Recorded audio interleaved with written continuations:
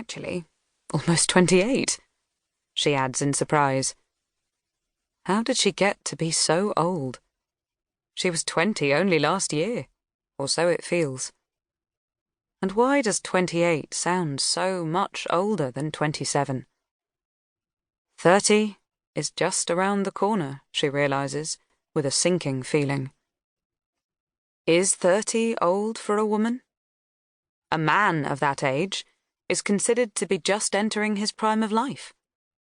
But a woman... Beside her, Mabel lets out a little gasp. That's so old! Will you die soon? Like Patch? You won't die, will you, Mama? Goodness me, no. People live much longer than dogs and ponies, darling. I'm really very young for a person. Mabel looks relieved. Is Aunt Rose 27 too? Aunt Rose is only 18, soon to be 19, Eleanor says. And now that she is suitably educated, well-travelled and polished into a smart young lady, your papa is rather keen to find her a nice, rich husband. She bites her lip. Too much. Such things tend to be regurgitated by her daughter, usually to the wrong person. She glances down at Mabel's countenance. She seems firmly focused on the road ahead. The little girl is completely still, presumably contemplating whatever age-related questions that go on in a 4-year-old's mind.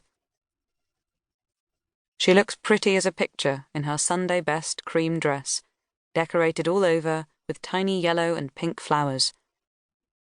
Eleanor had agreed with Mabel earlier that it was just the thing to greet Aunt Rose from the station in. Mabel shifts and looks up at Eleanor. There's a darkness in the little girl's eyes. She has noticed this a few times before. So imperceptible, she wonders if it's her imagination.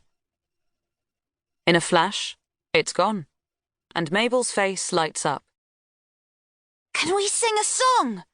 She asks, smiling. Good idea, Eleanor nods. What shall we sing, Mama? Let's see.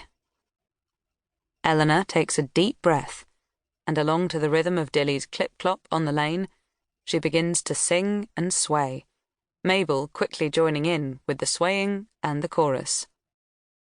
Oh dear, what can the matter be, dear, dear, what can the matter be? Oh dear, what can the matter be? Johnny's so long at the fair. He promised he'd bring me a bunch of blue ribbons. He promised he'd bring me a bunch of blue ribbons.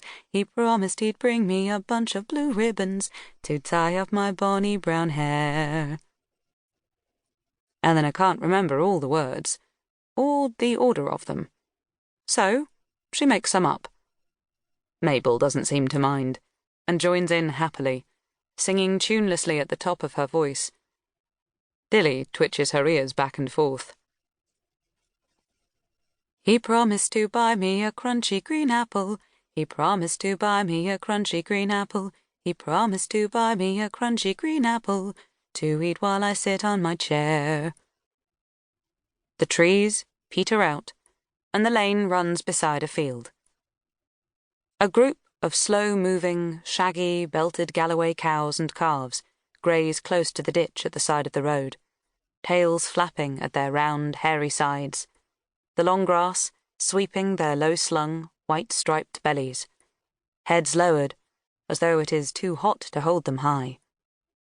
Swarms of gnats hang in the air, and Eleanor swipes at them as they pass through.